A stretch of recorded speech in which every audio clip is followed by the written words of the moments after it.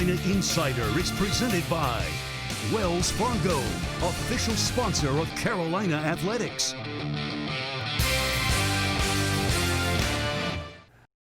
We're back. Time for another edition of the Carolina Insider. Jones Angell, Adam Lucas here with you. Great to be back with you. Our show brought to you by Wells Fargo. And when our communities need us, Wells Fargo is here to help. And we have a terrific 30 minutes or so coming up for you. We're going to talk Tar Heel athletics. Then we have a great interview with Jackie Manuel, former Tar Heel basketball player, a national championship winner in 2005. Jackie now back in Chapel Hill, part of the women's basketball staff here at UNC. We're going to talk to Jackie about all of that, plus his posse that he still has. And of course, we have our social drive coming up. But Adam, let's start with Tar Heel football, and 2-0 through 2 weeks. Tight game up at Chestnut Hill last week, but I think the major storyline coming out of that game as far as the Tar Heels are concerned is making the winning plays at the end. Carolina had 9 games decided by a touchdown or less last season. They were 3-6 in those games. They start their first type of game like that this year with a big win. And Mack Brown said this week that he felt like Carolina had been in similar games last year on the road, lost both of those games. This year, the first time they encountered that situation, the Tar Heels able to make just enough winning plays to win that game. Tar Heels, of course, getting the big interception of the 2-point play from Trey Morrison at the end to seal the game. We'll talk to Trey Morrison tomorrow on the audio pod. Of course, you'll want to listen to that. But a big game coming up Saturday against a Virginia Tech team that's been really good running the ball so far. So Carolina going to have to be stout in the front 7. Yeah, absolutely. So Virginia Tech leads the conference, 3rd in the nation in rushing yards per game. The Hokies have gone over 300 yards in each of their first 2 games on the ground. Meanwhile, Adam, Carolina is number 1 in the nation in stopping the run, allowing just 54 yards per game. Of course, some of that may have a little asterisk next to it. BC barely even tried to run the ball through it almost 60 times, but strength on strength, at least statistically, coming up this Saturday. Yeah, it's hard to tell because Syracuse and Boston College haven't been very committed on the ground. Virginia Tech will be extremely committed on the ground. Of course, we know what happened in this game last year, 6 overtimes. Mack Brown has talked about that game a lot. You can tell it stuck with him as kind of like the basketball game against Wake Forest, the triple overtime game. Roy Williams' first season at Chapel Hill really stuck with Coach Williams and those players. It feels like the Virginia Tech game last year stuck with Mack Brown and the Tar Heels, and we'll see if they'll be able to reverse that outcome on Saturday against a 7% capacity at Kenan Stadium. Well, Adam, that actually leads nicely into what we want to talk about next, and that's the fact that 3,500 people will be in the stands for the game, Carolina and Virginia Tech, and we have 2 tickets to that game to give away during the show. We'll ask you to do something during the show, then we're going to give the tickets away, announce the winner tomorrow on the audio podcast, The Carolina Insider. Adam, tell people how they can put their hat in the ring here to have these tickets. Well, Jones and I were going to go to the game, but now we're not, and we're going to give our tickets to you. And just stay with us. We'll have a few more details on that, whether you're watching on Facebook or whether you're watching on Twitter. We'll give you all the details on how to be in the running for those. Maybe it helps to be a Rams Club member. It always helps to be a Rams Club member. So keep that in mind, and we'll give you some more details later on. So at the end of the show, we'll tell you how you can join the ring there to possibly pick up some tickets to Carolina and Virginia Tech. But Adam, let's talk a little Tar Heels, and we'll start with Carolina field hockey. Unfortunately, an impressive streak for Tar Heel field hockey coming to an end. The women had won 47 consecutive matches. They fell at Louisville this past Friday. During that ACC record 47-game winning streak, there were 2 ACC titles, 2 national championships as well. But as you would expect from a championship-level team, Adam, the Tar Heels bounced right back after that disappointment. Didn't take long to get over it as Carolina went to Duke on Sunday. Got a 4-0 shutout. That puts the new winning streak at 1. If you win 47 out of every 48 games, you're doing fine. So the Tar Heels back on track with that win. Remember, the field hockey schedule is a little weird this fall. The ACC championship will be played in the fall. It's actually at Duke at November 5th through 8th. But then the NCAA championship doesn't happen until the spring. So a lot of road still to go for field hockey as that's a young team who's trying to put things together and done a very good job of it. Now, one thing we love on the Carolina Insider are any victories over Duke. Yeah. So field hockey got the 4-0 win over Duke. Men's soccer also defeated the Blue Devils. They beat Duke 2-0 in their season opener. Goalkeeper Alex Smear wins the ACC Defensive Player of the Week for his shutout against the Blue Devils, James. So the Tar Heels next, another big matchup for them as they will host number 3 Clemson. That's coming up at Dorrance Field on Friday night. And let's talk a little bit about some schedules because there have been some changes here recently. First, women's soccer. Let's go back to last week. They're ranked number 1 in the nation. They also matched up with Clemson and they defeated the number 3 Tigers 2-0 last Thursday. We had mentioned that on last week's show. Clemson had not been scored on early in this campaign. The Tar Heels take the win 2-0 there. Now, the women's soccer program was scheduled to play Virginia tonight, Thursday evening, but that game has since been canceled due to COVID problems with the Virginia team, and so that game no longer will occur. The Tar Heels turn their eyes to Syracuse, their next opponent. Meanwhile, volleyball has also had some schedule changes. They also were supposed to host Virginia for in a game this weekend. That has since been canceled, but Duke is now in, so no Virginia, but Duke is in to face the Tar Heels on the volleyball court. And Adam, that is just kind of how it is this year. There is a lot of moving parts, and make sure you update your Virginia out in Duke, everything. Yeah, Duke in. Duke always available. Thanks, So, Duke. It is kind of how it is this year. A lot of flexibility needed. As we've said a million times, goal number 1, play the game. Goal number 2, win the game. Some of these games Carolina won't be able to play, so they just plugged in another opponent, and hopefully Tar Heels can get the win. All right, we still have our social drive coming up, but let's get to our conversation with Jackie Manuel. Our conversation every week brought to you by Coca-Cola, and Coca-Cola taste better together. And Coca-Cola, a proud partner of Carolina Athletics. And Adam, Jackie Manuel, one of our favorites, just a great person, great guy, and a good basketball coach. And now seeing it from a little different angle. He's been an assistant at the men's level for the last several years, but now trying things out with women's basketball. Even when you just say the words Jackie Manuel Jones, my heart gets happy.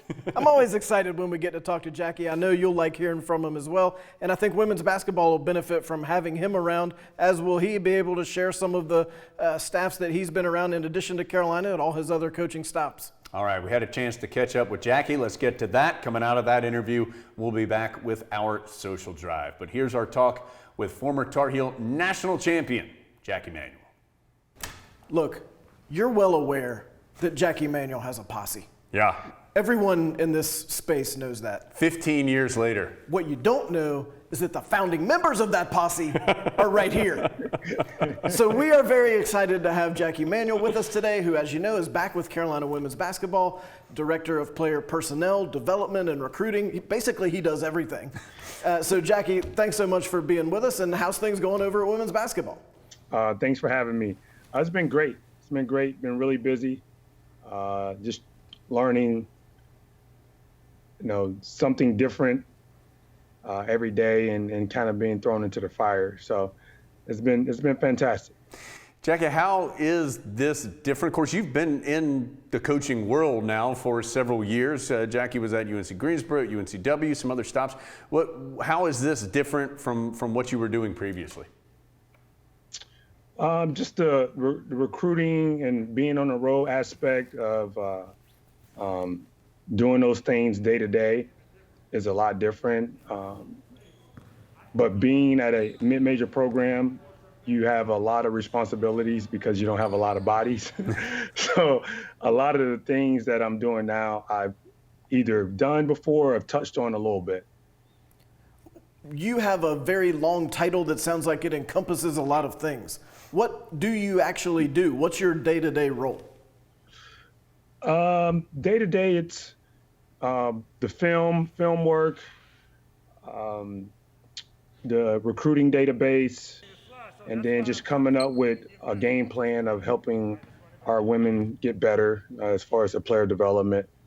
So it's so many things, but it's to me really, and I told Coach Banghart this, is like, I'm here to help any way I can. So there's no limitation to what I can do or whatever you want me to do. I just want to be impactful to this program.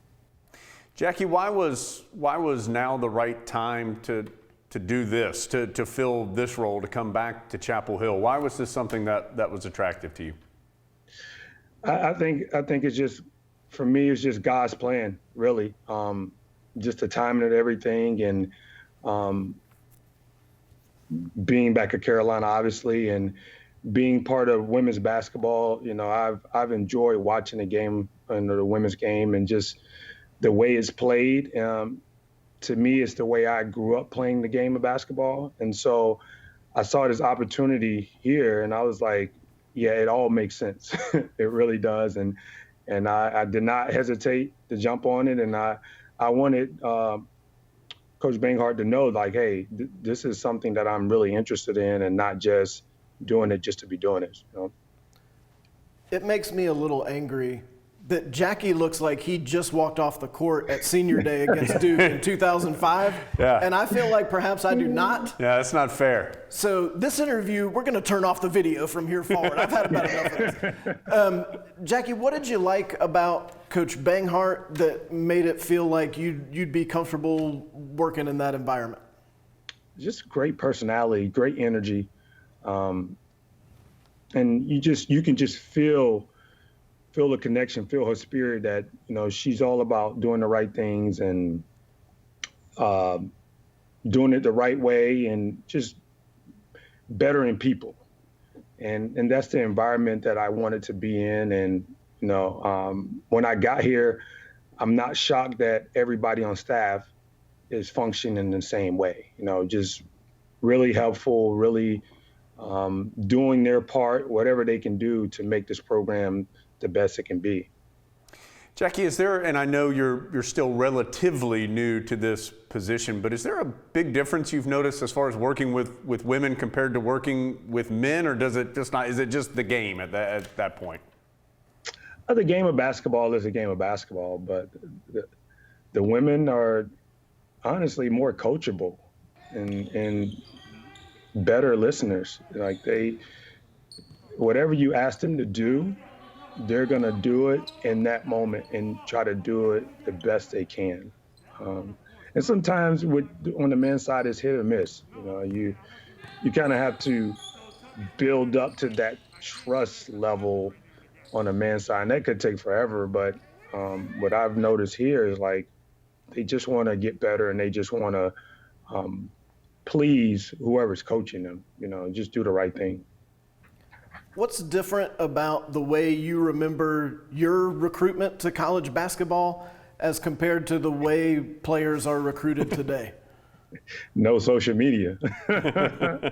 Honestly, I just remember a bunch of phone calls and my dad taking most of them.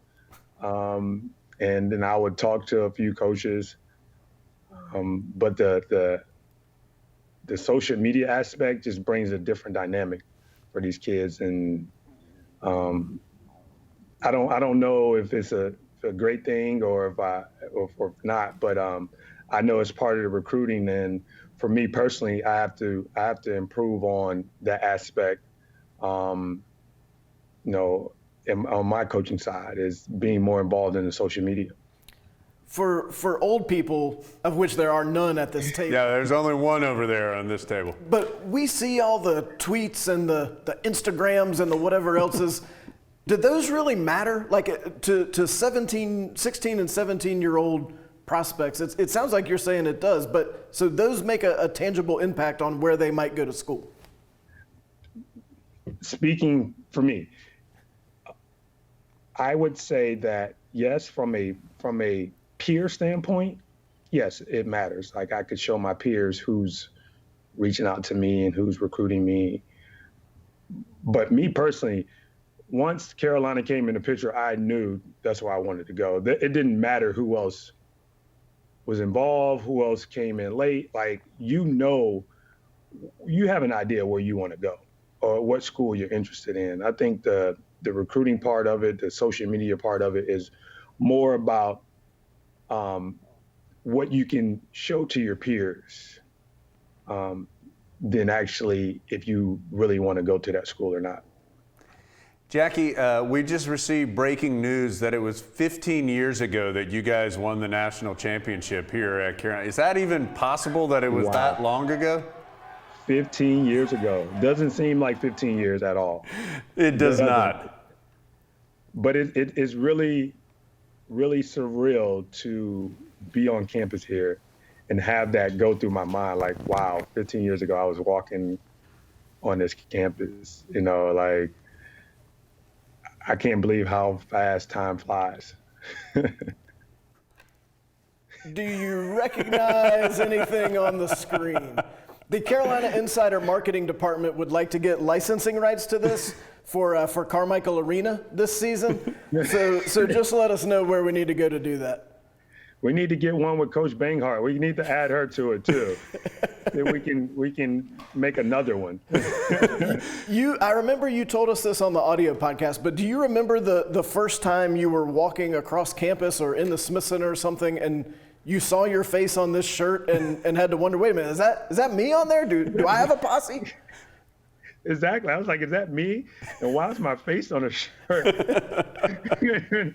Look at how young you look in this picture right here. Look at this, Jackie. Look at my face. I'm like, let's drop a couple pounds on there because I'm not 198 anymore.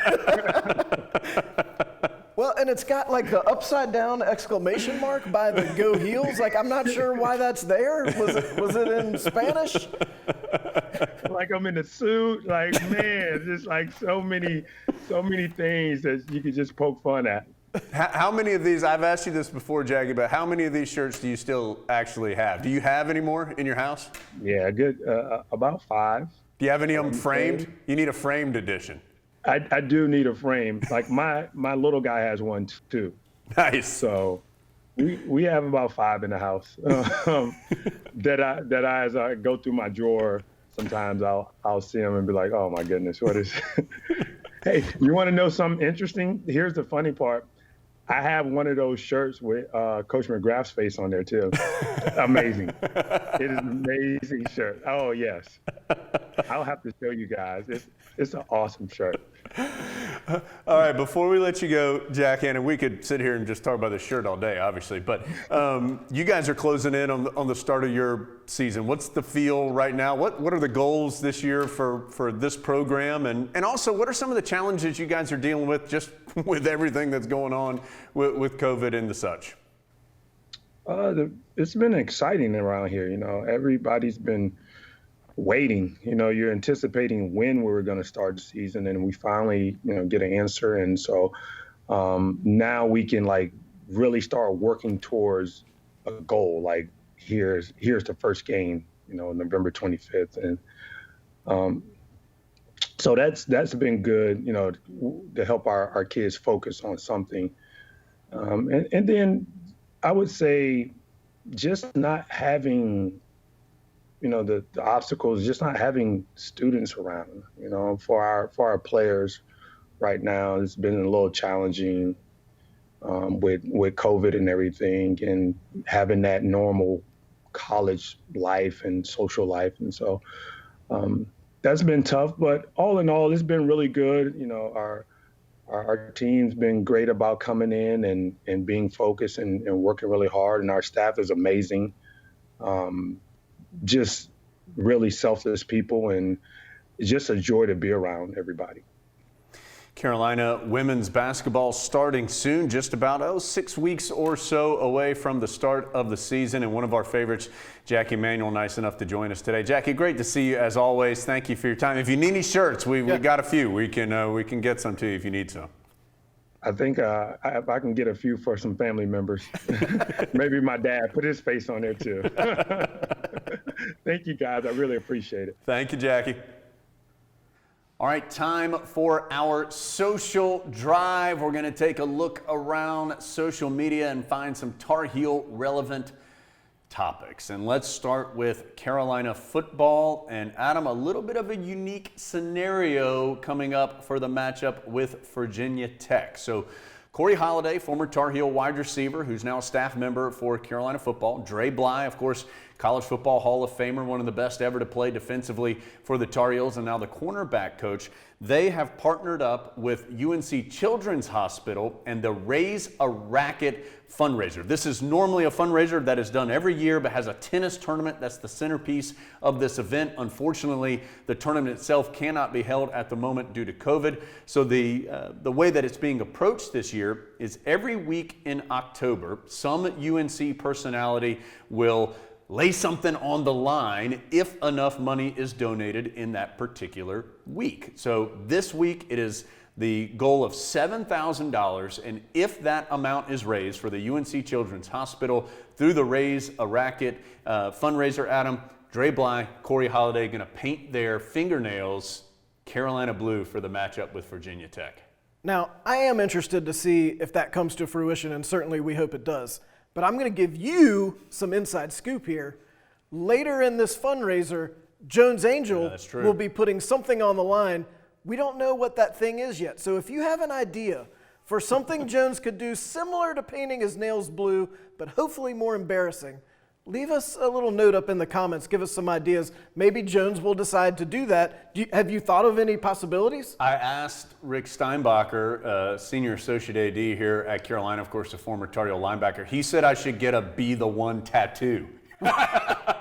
That seemed like a little more commitment than I was willing to give, even though I'm all about supporting the Children's Hospital. I like how they didn't even ask me, because they're like, that idiot's already worn some weird shoes and a football jersey on a live internet Facebook show. It doesn't get much more on the line than that.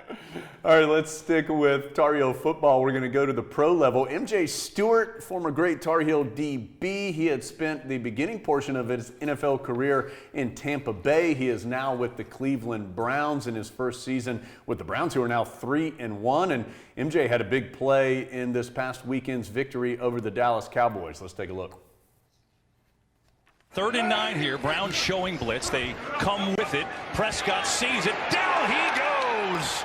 MJ Stewart with the nickel blitz, and the Browns celebrate. So MJ Stewart with the sack. Adam, good to see MJ having success. MJ Stewart holds the Carolina record for pass breakups, and I think it's neat that we've tried to spotlight a Tar Heel in the NFL on this show, and we've been able to find a different Tar Heel having a big week almost every week. Last week it was Eric Ebron. This week, MJ Stewart with a big sack. All right, let's go from football to baseball. And Aaron Fitt covers baseball nationally and does a terrific job doing that. And he's actually located here in the Triangle area and has been able to go around to some local teams and get a preview of those teams as they go through their fall ball. And recently, Adam, he was here in Chapel Hill to check out the Tar Heels. And of course, Carolina now under a new regime and first-year head coach Scott Forbes. Really recommend checking out that thread from Aaron Fitt. There's even several more tweets in that thread where he talks about what he saw at a couple of scrimmages.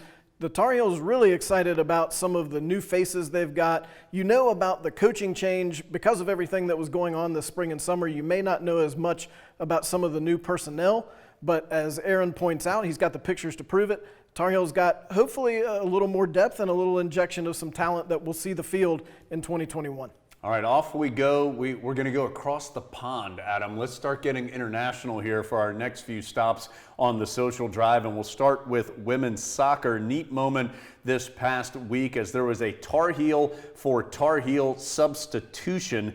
Tobin Heath came in for Alessia Russo. Russo and Tobin Heath now both members of Manchester United. And in fact, Russo in her first match with Man U scored a goal. Let's take a look.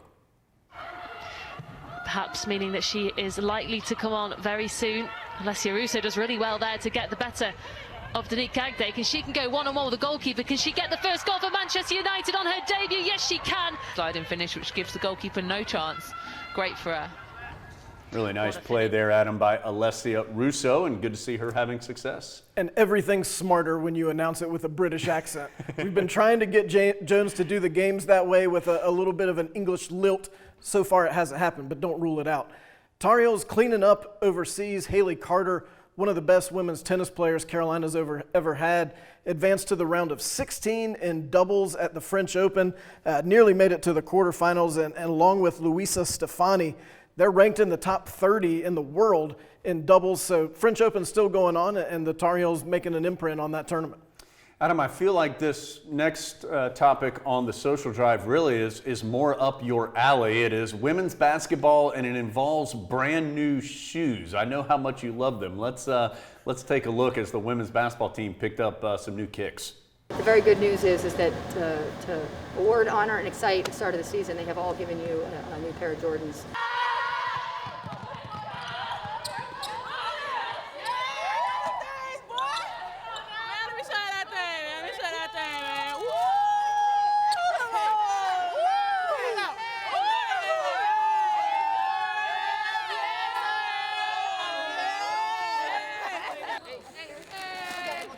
Look at those. Sheesh. Jordan on 3. Yeah. Adam, the Tar Heels seemed excited. Let me put my feet up on the desk. Jones and I didn't get some. Courtney Banghart. Yeah. We're still waiting on something for the pod from women's basketball. Those shoes would be a nice addition. We go from women's basketball to men's basketball, and we'll start with Vince Carter. Of course, Vince recently retired from the NBA after a 2-decade-plus career, and pretty cool stuff for Vince, Adam. He was named or awarded the NBA Sportsmanship Award for this past year. It's the Joe Dumars Trophy is the actual name of the trophy that you receive. That's voted on by his peers. And anytime that happens, of course, it means a little something extra when the guys that you're playing with are the ones who vote for you. By the way, Harrison Barnes was up for that award as well this particular year. And we'll be seeing and hearing a lot more from Vince Carter, which is always a good thing because he just signed a big deal to be an analyst for both college and NBA basketball on ESPN. And very appropriate. We had talked about how Vince Carter was the last Dean Smith coached player in the NBA. Very appropriate for Carter to win the Sportsmanship Award his last year and the last year for a Dean Smith coached player in the NBA. Another Dean Smith coached player who has made a big impact both professionally and here in Chapel Hill, Hubert Davis. Hubert Davis with some family news this week. You might remember his son Elijah, who served as a ball boy for several years at the Smith Center. You probably saw that little kid down there under the basket and thought, well, isn't he cute? His mom thinks he probably still is cute, but maybe not as cute anymore because he's big, and he's committed to go play at Lynchburg. And I thought Hubert Davis had some really good Instagram posts about this, just the words he said you can relate to as both a Carolina fan, but more importantly as a parent. You can tell how Coach Davis feels about Elijah and about his family. Those were some great posts, and certainly, Jones, the best of luck to Elijah at Lynchburg next fall. Absolutely. And Coach Davis and the rest of the Tar Heels, Adam, found out a little bit of information about their upcoming schedule this year. Of course, the Heels were supposed to go to Maui, and unfortunately that could not happen due to COVID, so the Maui Invitational is still occurring, but several thousand miles closer to Chapel Hill, as it will be held in Asheville, North Carolina. And the Tar Heels found out their draw for the Maui Invitational, and UNLV, number one on the docket. Adam, that side of the bracket, Stanford and Alabama, as you can see. And good teams, as always, in this event, Texas, Davidson, Indiana, and Providence filling out the other side. The most unusual thing about this particular event will be the games are played on East Coast time. We're used to when you go to Maui, you play at 10 in the morning.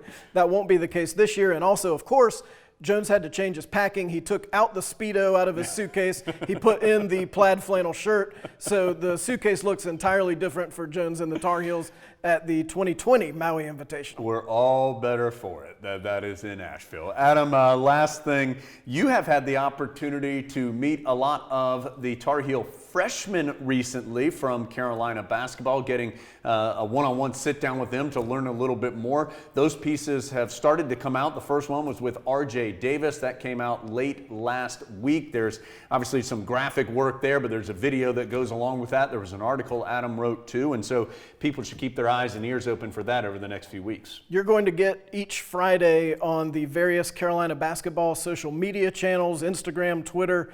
You're going to get some features on a different freshman each week. You'll get a story on GoHeels.com, a feature about a particular freshman. As Jones said, last Friday it was RJ Davis. Tomorrow it's going to be Walker Kessler. So keep your eye on UNC basketball and Go Heels Twitter and Instagram, and on GoHeels.com to learn a little more about Walker. It was really fun getting to talk to him a little bit. I feel like RJ Davis, very relatable on that graphic, Adam. Something people don't know about him, he loves to sleep, and something that he loves, his family and winning.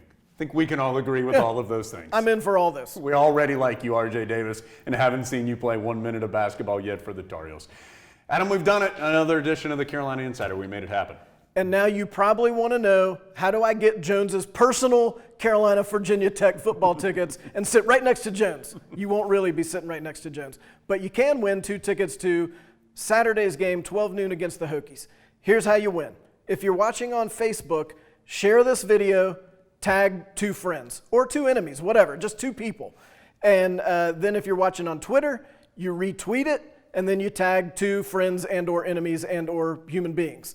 And we will announce the winner of the Tar Heel fan who's going to get 2 tickets to the Virginia Tech game tomorrow on Friday's audio Carolina Insider podcast. So if you don't already subscribe to that, we hope you'll subscribe to that, download it. We've got a really fun interview with Trey Morrison, among others.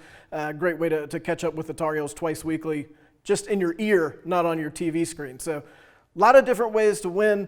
Hope you'll participate and hope to see you in Kenan Stadium on Saturday. That is a noon kick between Carolina and Virginia Tech, a top 20 matchup. We'll be on the air radio-wise for that one at 11 o'clock. But thanks so much for joining us here today on another edition of the Carolina Insider.